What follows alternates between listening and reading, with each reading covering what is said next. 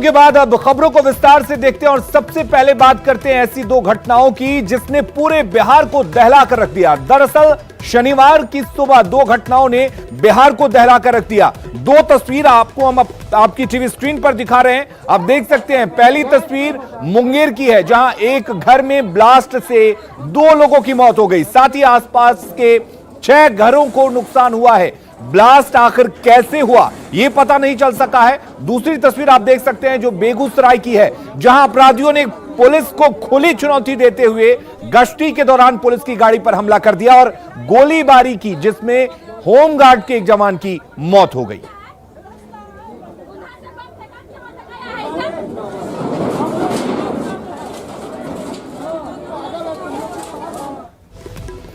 तो बात मुंगेर की कर लेते हैं। मुंगेर में दरअसल एक घर में ब्लास्ट हो गया जिसमें 2 लोगों की मौत हो गई, साथ ही आसपास के 6 घरों को नुकसान हुआ है। ब्लास्ट आखिर कैसे हुआ यह अब तक पता नहीं चल सका है। घटना बरियारपुर की है जहां दशरथ साव के घर पर यह धमाका हुआ। जिस घर में ब्लास्ट हुआ उसका मालिक दशरथ साव चाट की दुकान चलाता है, लेकिन लॉकडाउन की वजह से उसकी दुकान बंद है। उसके मुताबिक वो कल रात छत पर सोया था, इसी दौरान यह धमाका हुआ और उसका पूरा घर टूट गया, जिसमें उसके घर के सटे 3 भाइयों के घरों को नुकसान पहुंचा है। साथ ही 2 और घर इसकी चपेट में आ गए। धमाके में उसकी बेटी और नातिन की मौत हो गई। घटना को एक दूसरे एंगल से भी देखा जा रहा है। दरअसल दशरथ साव की बेटी रोमा ने बगल के लड़के से प्रेम विवाह किया है, लेकिन कुछ दिनों से दोनों के बीच अनबन चल रहा था और रोमा अपने बच्चे के साथ पिता के घर में रह रही थी। घटना के बाद स्थानीय लोगों ने हंगामा किया। एफएसएल की टीम मौके पर पहुंची है और जांच कर रही है। बरियारपुर में दशरथ साहब जी का जो घर है तो उनके यहाँ एक काफ़ी धमाके की आवाज़ सुनाई दी है, लेकिन अभी स्थिति स्पष्ट नहीं हो पा रही है। महिला की मृत्यु हुई है, उनकी मां द्वारा जो बताया जा रहा है कि ये लोग का शादी 2 साल पहले ही हुआ था, लव मैरिज है। कुछ विवाद उस एंगल पर भी है, उस एंगल पर भी पुलिस मंगा लेगी। कितने मकान क्षतिग्रस्त हुए, क्या देखा? हम तो 4-5 हुए यहाँ पर। तो खबर को और विस्तार से जान लेते हैं, जानकारी लेते हैं। हमारे साथ अरुण शर्मा जुड़े हुए हैं। अरुण, क्या अब तक पुलिस ये पता लगा पाई है कि आखिर ये ब्लास्ट कैसे हुआ है, क्योंकि पूरी की पूरी घटना संदेह के घेरे में है? बिल्कुल, जो घटना घटी है वो बिल्कुल संदेह में है, क्योंकि जिस जगह पे घटना घटी वहाँ की जो स्थिति अभी भयावह बनी है। लोगों में ये आक्रोश है कि अभी तक पुलिस ने इसे जांच में क्यों नहीं। हालांकि एफएसएल की टीम पहुंच गई है और टीम जो है अभी जाके जांच में लगी हुई है। जांच का जो रिपोर्ट आएगा उसके बाद ही पता चलेगा कि वो धमाका किस चीज से था, बम से था या किसी और वजह से धमाका हुआ था। लेकिन धमाका का जो भयावह स्थिति था वो अपने साथ जो है अगल बगल के 5 से 6 जिसमें दुकान भी शामिल है, सबों को नुकसान पहुंचाया है। यहाँ तक कि लोग अब वहाँ पे उसमें जाने के लिए नहीं चाहते हैं, क्योंकि जो छत है वो भी काफी डैमेज हो गया है। हालांकि पुलिस की टीम यहाँ पे पहुंची हुई है, 50 से 60 की संख्या में पुलिस की टीम यहाँ पे तैनात की गई है। NH-80 पे जो जाम लगा था वो जाम भी अब टूट चुका है। जी अरुण, लेकिन पुलिस क्या कह रही है? शुरुआती जांच में आखिर क्या पता लगा पाई है पुलिस की ये धमाका आखिर हुआ कैसे है? जी बता दूं कि जहाँ पे धमाका का स्थल है वहाँ पर जो है छत टूट के नीचे आ गया है। तो जो सुरक्षा के दृष्टिकोण से पुलिस अभी वहाँ तक नहीं पहुँच पाई। जो एफएसएल की टीम है वो आई है, वो अभी अंदर गई है। उसके बाद ही पता चल पाया कि धमाका किस वजह से हुआ और क्यों हुआ। जो भी लोग हैं, जो भी वहाँ के स्थानीय लोग हैं, उनका भी दो कहना है कि कोई एक्सप्लोसिव ब्लास्ट हुआ। तो एक और एंगल जो है, उस शादी का जो एंगल है वो भी सामने आया। लेकिन हकीकत क्या बात है, इसको आने में थोड़ा सा समय लगेगा। जी परिवार क्या कह रहा है? जिस घर में ब्लास्ट हुआ वो परिवार क्या कह रहा है? क्या किसी पर संदेह जताई जा रही है? किस तरह की साजिश की बात वो कह रहा है? जी बिल्कुल, यहाँ जो फैमिली का जो कहना है, उनका साफ कहना है कि उनकी बेटी की शादी बगल में ही हुई थी और हो सकता है कि जिस वजह से कुछ दिनों से बेटी और दामाद में तनातनी की स्थिति बनी हुई थी, हो सकता है कि वो एंगल से भी ये लोग देखे। लेकिन इनका भी जो कहना है, इनको भी नहीं पता कि ब्लास्ट क्या चीज से हुआ, क्यों हुआ। ये भी अभी तक संशय में है कि फैमिली भी कुछ बताने को लेके, यानी साफ उनका भी कुछ भी नहीं करना कि ब्लास्ट की क्या वजह थी। जी पुलिस किन किन एंगल को लेकर जांच कर रही है? पुलिस यहाँ पे जो एफएसएल की टीम आई है, उनका प्राथमिक जांच है कि जो बॉडी है वो बॉडी में क्या क्या है, जो विस्फोटक जहाँ पे हुए हैं वहाँ से उन्होंने जो भी कलेक्ट किया है वो कलेक्ट करने के बाद उसका एनालिसिस किया जाएगा। यहाँ पे पुलिस जो आई है शादी के एंगल से भी जांच में लगी हुई है, तो सर दुश्मनी के एंगल से भी देखा जाए कि पीछे का जो जमीन का भी कुछ हो सकता है। लेकिन अभी खुलासा कहीं भी किसी भी मामले पे ना तो फैमिली वाले इससे लगे हुए हैं कि उन्होंने साफ साफ बताया, ना तो पुलिस ने ही साफ साफ किया है कि आखिर वजह क्या थी कि इतना धमाका हुआ। इस धमाके में एक नवजात सहित एक महिला की जान चली गई। अरुण, यहाँ पर हम देख सकते हैं तस्वीरों में, यहाँ पर घरेलू सिलेंडर दिखाई दे रहे हैं, क्या उनमें ब्लास्ट हुआ है या फिर ये इतना जबरदस्त ब्लास्ट आखिर हुआ कैसे? क्योंकि 6 घरों को नुकसान पहुंचा है, ये बात तो साफ है कि यहाँ पर जो धमाका हुआ है उसमें जबरदस्त एक्सप्लोजिव का इस्तेमाल हो सकता है। बिल्कुल इस पे कहीं भी इनकार नहीं किया जाता कि जो एक्सप्लोसिव है वो कहीं ना कहीं बहुत ही ज्यादा हार्ड हुआ होगा। लेकिन जो सिलेंडर ब्लास्ट की बात है, तो ये लोग जो है खोइया बनाते हैं, इनकी अपनी चाट की दुकान है, तो इसलिए सिलेंडर जो है, और आप देख सकते हैं कि जो विजुअल में हमने भी दिखाया है कि 3-3 फीट का इनका मकान है।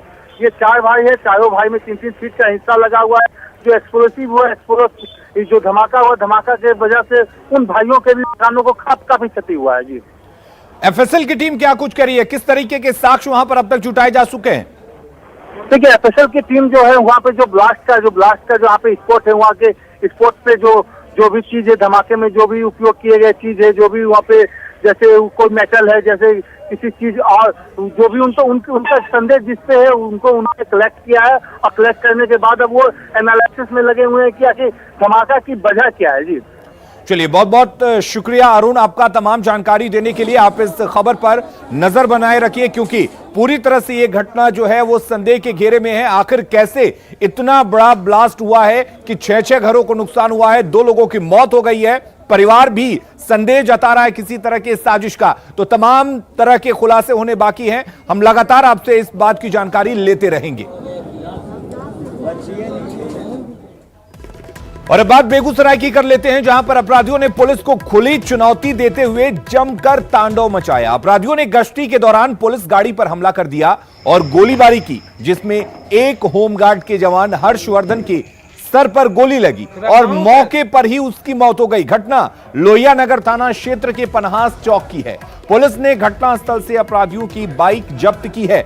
बताया यह जा रहा है कि बाइक सवार 3 अपराधियों ने इस घटना को अंजाम दिया है। पुलिस ने अपराधियों को खदेड़ कर पकड़ लिया।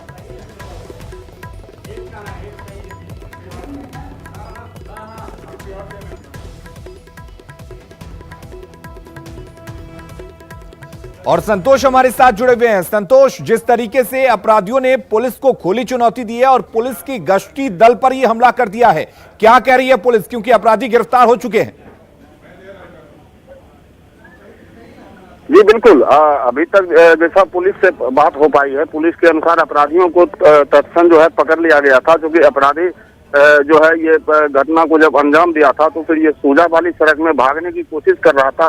वहाँ पर जो है होमगार्ड के जवान और जो भी गश्ती में पुलिस बल तैनात थे, उन्होंने उसे खदेड़ कर पकड़ा। हालांकि इस बीच हाथापाई भी हुई और उससे पहले ही राजवर्धन को अपराधियों ने अपना निशाना बनाते हुए गोली मार दी थी और राजवर्धन की मौके पर ही मौत हो गई थी। लेकिन पुलिस जो है अभी पूछताछ कर रही है। अभी ये स्पष्ट नहीं हो पाया है कि आखिर इतनी देर रात वो अपराधी वहां कर क्या रहे थे।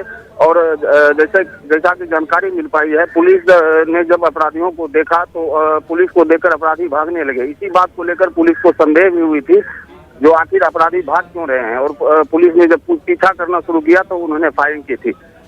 तो पुलिस अभी पूरी छानबीन में जुटी हुई है। अभी तक अपराधियों के तरफ से कुछ बताया नहीं गया है जो आखिर क्या कर रहे थे, लेकिन अनुमान लगाया जा रहा है कि ये शराब कारोबार से जुड़े ये अपराधी हैं और इसी वजह से इन्होंने घटना को भी अंजाम दिया है। जी अली, लेकिन संतोष, एक बात तो साफ हो गई है कि अगर अपराधी सूबे में इतने बेखौफ हो चुके हैं कि पुलिस की गश्ती दल पर भी वो हमला करते रहे, फायरिंग करते रहे, तो ये बात तो साफ हो गई है कि पुलिस का खौफ बेगूसराय में खासकर अपराधियों में बिल्कुल नहीं है। जी बिल्कुल, ऐसा कहा जा सकता है, क्योंकि कल की अन्य घटनाओं की भी अगर मैं बात करूं तो कल अलग अलग जगहों पर 2 महिलाओं की गोली मारकर हत्या की गई थी और 2 अन्य लोग को भी घायल किया गया था। और देर रात जो है इस पुलिस के जवान की जिस तरह से गोली मारकर हत्या की गई है, तो ऐसा कहा जा सकता है और ये चर्चा भी बनी हुई है जो है बेगूसराय में अपराधियों पर से पुलिस का भय लगभग खत्म हो चुका है। और अब तो जो राजनीतिक दल है वो भी पुलिस पर उंगली उठा रहे हैं, सवाल उठा रहे हैं और त्वरित कार्रवाई की भी मांग कर रहे हैं। लेकिन ऐसा कहा जा सकता है कि बेगूसराय में अपराधी बिल्कुल बेखौफ हो चुके हैं। जी संतोष, हम जानना चाहेंगे कि अगर हाल के दिनों की बात करें तो किन किन घटनाओं को अपराधी बेगूसराय में अंजाम दे चुके हैं? जैसा कि मैंने बताया लिंक, कल दो अलग अलग जगहों पर, एक डंडारी में थाना क्षेत्र में और जो है एक नावकोठी थाना क्षेत्र में। नावकोठी थाना क्षेत्र में जो है महेशवाड़ा में घर में घुसकर अपराधियों ने पति पत्नी को गोली मारकर घायल कर दिया था, जिसमें पत्नी की इलाज के दौरान मौत हो गई थी। वहीं डंडारी में जो है एक आटा चक्की पर अपराधियों ने अंधाधुंध फायरिंग की, जिसमें 2 महिलाओं को गोली लगी थी। उनमें एक की घटनास्थल पर ही मौत हो गई थी। पिछले सप्ताह भी अपराधियों ने बड़ी बड़ी घटनाओं को अंजाम दिया है। और इससे पहले भी आपने देखा होगा, जो भाजयुमो के जो जिला महामंत्री थे उनकी गोली मारकर हत्या की गई थी। तो कहा जा सकता है अपराधी बेखौफ हो चुके हैं और पुलिस का जो है उनमें थोड़ा सा भी भय नहीं है। जी संतोष, अब तक जैसा कि आपने बताया हाल के दिनों में किस तरीके के आपराधिक घटनाओं को अंजाम दिया अपराधियों ने, लेकिन अब अपराधी आम लोगों से सीधे पुलिस गश्ती दल पर, पुलिस टीम पर हमला कर रहे हैं। तो कहीं ना कहीं लॉ एंड ऑर्डर के लिए बेगूसराय में ये एक बड़ी चिंता की बात है। बिल्कुल ऐसा कहा जा सकता है, क्योंकि जब आम लोगों को अपराधी निशाना बना रहे थे वो तो खैर अलग की बात थी, लेकिन बीती रात जैसे अपराधियों ने इस घटना को अंजाम दिया है वो भी तब जब पुलिस गश्ती कर रही थी और तकरीबन 6 से 8 पुलिसकर्मी उस गश्ती दल में मौजूद थे। और अपराधियों का ये दुस्साहस कहा जा सकता है कि उन्होंने उस वक्त गोली मारकर पुलिस के जवान की हत्या की है। तो कहीं ना कहीं लॉ एंड ऑर्डर पर सवाल उठ रहा है। बिल्कुल संतोष, लॉ एंड ऑर्डर पर बिल्कुल सवाल उठेंगे, क्योंकि अब अपराधियों के निशाने पर पुलिस वाले हैं, पुलिस का गश्ती दल है, तो कहीं ना कहीं सवाल उठेंगे। बहुत बहुत शुक्रिया हमारे साथ जुड़ने के लिए और तमाम बातचीत करने के लिए। तो जाहिर तौर पर बिहार में पिछले 5 दिनों में हत्या की कई वारदातें सामने आई हैं, जिसने पुलिस की चौकसी पर सवाल खड़े कर दिए हैं। अगर हम 25 मई की बात करें, जिसका लगातार हम जिक्र कर रहे हैं, तो गोपालगंज में 3 लोगों की हत्या कर दी गई। वहीं 26 मई को ही गोपालगंज में एक चौथी हत्या की गई। अगर बात करें बक्सर की, तो अपराधियों ने यहां पर तियरा गांव में एक व्यक्ति की हत्या कर दी। वैशाली की अगर हम बात कर लें, तो वैशाली के भगवानपुर में युवक की हत्या की गई। और आज बेगूसराय में अपराधियों ने होमगार्ड के एक जवान की हत्या कर दी। यानी कि अपराधी अब पुलिस गश्ती दल को भी निशाना बनाने लगे हैं। कुल मिलाकर अपराधी के जो हौसले हैं वो बुलंद है। बड़ी खबर इस वक्त रुक कर लेते हैं।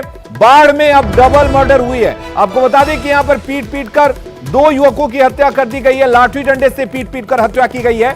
मोकामा के टाल क्षेत्र में डबल मर्डर की इस घटना को अंजाम दिया गया है। तो लगातार अपराधी बेखौफ हो रहे हैं और लगातार आपराधिक घटनाओं को अंजाम दे रहे हैं। बाढ़ में लाठी डंडे से पीट कर हत्या की गई है। अनिरुद्ध हमारे साथ जुड़े हुए इस खबर पर ज्यादा जानकारी के साथ। अनिरुद्ध, क्या माना जाए, यहां पर क्या कह रही है पुलिस? अलीम, बता दूं कि ये मुकामा के घुसवरी टाल की घटना है, रामनगर खंडा की है, जहां दोनों मजदूर बताए जा रहे हैं, देवव्रत माझी और सोल्जर माझी। ये 2 महादलित परिवार से आते हैं और दोनों की कल देर रात में लाठी डंडे से पीट कर हत्या हुई है। गले पे दबाने का निशान है। ग्रामीण एसपी कांतेश मिश्रा से मेरी बात हुई तो उन्होंने बताया कि इस पूरे मामले में हत्या क्यों किया गया, वजह क्या, अभी तक इसका खुलासा नहीं हुआ। फिलहाल अभी वहाँ जो माहौल है कि पुलिस जो है दोनों शव को उठा के पोस्टमार्टम के लिए लेके आना चाहती है, लेकिन महादलित परिवार जितने भी हैं वहाँ पे इकट्ठे हो गए हैं और वहाँ हंगामा मचा रहे हैं। अनिरुद्ध, क्या वजह बताई जा रही है इस हत्या के पीछे? देखिए, ग्रामीण एसपी कांतेश मिश्रा ने बताया कि कल शाम से ये दोनों घर से बाहर थे। घर वाले पुलिस को सूचना भी नहीं दिया, लेकिन अहले सुबह जब लोग खेत में जा रहे थे तो उन्होंने देखा कि 2 युवकों का बॉडी पड़ा है। पहचान करने को मालूम चला कि ये दोनों माझी परिवार से आते हैं, देवव्रत माझी और सोल्जर माझी। तो परिजनों को सूचना दिया गया। हत्या के पीछे भी क्या कारण है पुलिस अभी कुछ बता नहीं पा रही है। अभी पुलिस का सबसे पहला काम है कि बॉडी को उठाकर पोस्टमार्टम के लिए भेजा जाए। अली अनिरुद्ध, क्या परिवार की तरफ से किसी पर आरोप लगाया गया है या पुलिस पहचान कर पाई है कि आखिर कौन कौन से लोग थे इस हत्या की वारदात को अंजाम देने के पीछे? जी, बाढ़ एएसपी जो है वो मौके वारदात में पहुंचे हुए हैं। परिजनों से बातचीत हो रही है। अभी तक घुसवरी थाने में FIR का प्रक्रिया जारी है। उन्होंने कुछ बताया नहीं कि किसी पर शंका किया जाए। तो ग्रामीण एसपी वही कह रहे हैं कि पहले हम लोग पोस्टमार्टम करवाते हैं, पोस्टमार्टम में ये पहले स्पष्ट हो जाएगा कि गला दबा के हत्या किया गया या पीट कर हत्या किया गया।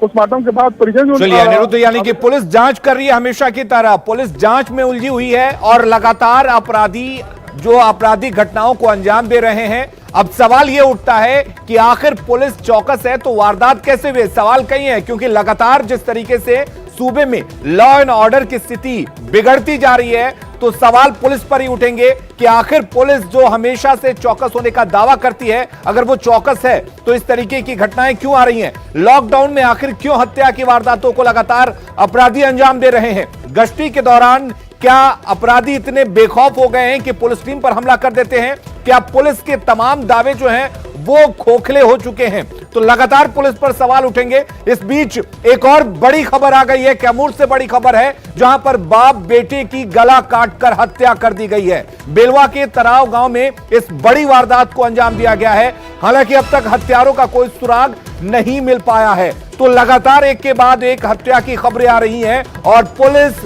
लॉ एंड ऑर्डर के बेहतर होने का दावा कर रही है। कैमूर से इस वक्त बड़ी खबर आ रही है, जहां पर बाप बेटे की गला काटकर हत्या कर दी गई है। और प्रमोद हमारे साथ जुड़े हुए हैं। प्रमोद, पुलिस दावे करती है लेकिन लगातार अपराधी सूबे में इस तरीके के वारदात को अंजाम दे रहे हैं। कैमूर में 2 लोगों की हत्याएं की गई हैं, क्या वजह बता रही है और क्या है पूरी घटना? देखिए अली, मैं बता दूं कि अभी तक पुलिस हत्या कारण का पता नहीं कर पाई है, लेकिन रात में हत्या बाप बेटे को हुई है, उसके लेके डेड बॉडी घर पर रखे हुए हैं और कैमूर एसपी को मांग कर रहे हैं कि जब तक कैमूर एसपी नहीं आएंगे और मामले को जांच और आरोपियों को कार्रवाई नहीं करेंगे तब तक डेड बॉडी नहीं उठने देंगे। लेकिन ये सबसे बड़ी बात है कि लॉकडाउन चल रहा है, उस दौरान अपराधी इस तरह बेखौफ घूम रहे हैं, ये बड़ी बात है। और ये अभी पुलिस से अपराधी जो है डर नहीं लग रहा है उनको, और लगातार ये घटना होते जा रही है। जी चलिए, बहुत बहुत शुक्रिया प्रमोद आपका तमाम जानकारी देने के लिए। तो गोपालगंज मार्च की बात कर लेते हैं। गोपालगंज मार्च को लेकर कल हुए आरजेडी के हाई वोल्टेज ड्रामा पर पुलिस प्रशासन ने बड़ी कार्रवाई करते हुए 92 आरजेडी कार्यकर्ताओं पर एफआईआर दर्ज किया है।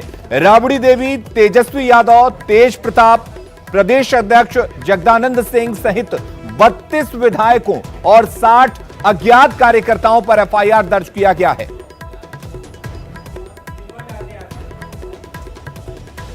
मार्च को लेकर के कल आरजेडी कार्यकर्ताओं द्वारा जो दिन भर हाई वोल्टेज ड्रामा हुआ, उसे देखते हुए पुलिस प्रशासन ने बड़ी कार्रवाई की है। आपको बता दूं कि जिस ढंग से कल सोशल डिस्टेंसिंग का तोड़ते हुए राजद कार्यकर्ताओं द्वारा, जिसमें तेजस्वी यादव, राबड़ी देवी, तेज प्रताप समेत तमाम लोग शामिल थे, उसमें पुलिस प्रशासन ने कार्रवाई करते हुए लगभग 92 लोगों पर जो है वो एफआईआर दर्ज किया है। वो एफआईआर इस सचिवालय थाना में दर्ज किया गया है। और आपको बता दूं कि उसमें तेजस्वी यादव हो, तेज प्रताप हो, राबड़ी देवी हो, प्रदेश अध्यक्ष जगदानंद सिंह हो, उन तमाम 32 विधायकों पर एफआईआर दर्ज हुआ है। और उसके बाद जो है तमाम अज्ञात जो कार्यकर्ता हैं आरजेडी, उनके ऊपर इस सचिवालय थाना में मामला दर्ज हुआ है। तो कह सकते हैं कि जिस ढंग से सोशल डिस्टेंसिंग का जो तोड़ा गया, उसे देखते हुए ये कार्रवाई हुई है। हम जानने की कोशिश करेंगे अंदर जाकर के कि कैसे कार्रवाइयां हुई हैं और एफआईआर जो है वो दर्ज हुआ है। मैम, कल आरजेडी के कार्यकर्ताओं पे कितने लोगों पे एफआईआर दर्ज हुआ? पूरी तरीके से जानकारी नहीं, मैं नई हूँ, प्रोफेशनल हूँ, इसीलिए मुझे पूरी जानकारी नहीं। ये जो यहाँ पे सब इंस्पेक्टर हैं, इनका कहना है कि पूरी जानकारी इन्हें नहीं है, लेकिन हम आपको बता दें कि कुल मिलाकर के यहाँ पे 92 कार्यकर्ताओं पर कार्रवाइयां हुई हैं और जिसमें आरजेडी के तमाम बड़े जो 32 विधायक हैं वो शामिल हैं। देखना होगा कि आगे का जो जिला प्रशासन है और पुलिस महकमा है, इन सारे मामलों पर क्या कार्रवाई करती है। कैमरा पर्सन मनोज के साथ Ravi S Narayan, news 18 Patna.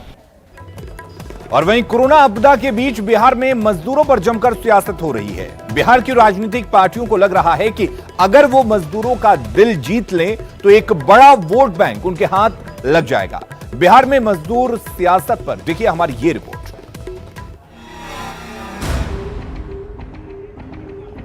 Corona आपदा के बीच देश के अलग अलग हिस्सों से बिहार लौट रहे लाखों प्रवासी मजदूर राजनीतिक पार्टियों के लिए एक बड़ा मौका बनकर आए हैं। विपक्षी पार्टियों के लिए तो ये मजदूर सियासी संजीवनी साबित हो रहे हैं। चाहे आरजेडी हो या कांग्रेस या फिर आरएलएसपी और हम, ये सभी पार्टियां मजदूरों को लुभाने में कोई कसर नहीं छोड़ रहे हैं। चाहे तेजस्वी का वीडियो कॉल के जरिए मजदूरों से बात कर उन्हें मदद का आश्वासन देना हो या फिर कांग्रेस नेताओं का मजदूरों के लिए सड़क पर उतरना। सरकार से हम सूची मांग रहे हैं, वो सूची दे। अगर उसके बाद सरकार के सूची में हमारे सूची से मेल नहीं खाएगा तो हम और नाम को खुलासा करेंगे। वहाँ भूख से भी हुई है, दुर्घटना से भी हुई है, और मौत तो कोरोना से जितना हुआ है उससे ज़्यादा मौत तो समझिए जो सरकार के विफलता के चलते हुआ है। और आनंद फानन में नोटबंदी की तरह यह जो है लॉकडाउन लागू किया गया, यह थोप दिया गया। अगर 10 दिन 8 दिन पहले अगर देश की सरकार सभी को आगाह कर देती तो ये विषम परिस्थितियां देश के अंदर में प्रवासी मजदूर के सवाल पर न उठती।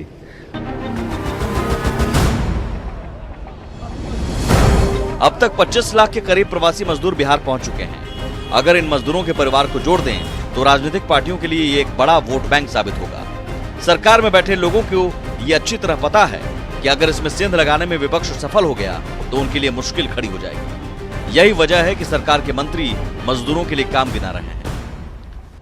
कोविड-19 का मुकाबला संक्रमण से बचाने का है, लेकिन कुछ लोग को राजनीति का संक्रमण पकड़ लिया है। सवाल इस बात का है कि विपक्ष की राजनीतिक पार्टी के पास प्लान क्या है, योजना क्या है। खाता न बही और नारा लगा रहे हैं। कहा गया है कि सियासत में हर कदम नफा नुकसान देखकर उठाया जाता है। यही वजह है कि मजदूरों की मजबूरी पर भी ये लोग सियासी रोटियां सेकने से बाज नहीं आ रहे। बिहार में अब मजदूरों का मुद्दा सियासी हो चुका है। हर राजनीतिक पार्टी मजदूरों के मुद्दे को अपने नफा नुकसान के हिसाब से उठा रहे हैं। ऐसे में सवाल उठता है कि क्या इन मजदूरों पर सिर्फ सियासत होगी या इनके भलाई के लिए भी कोई काम होगा। कैमरा पर्सन सुबोध के साथ साकेत कुमार, न्यूज़ 18 पटना। अपना बिहार के इस बुलेटिन में फिलहाल के लिए इतना ही, लेकिन खबरों का सिलसिला लगातार जारी है। बने रहिए।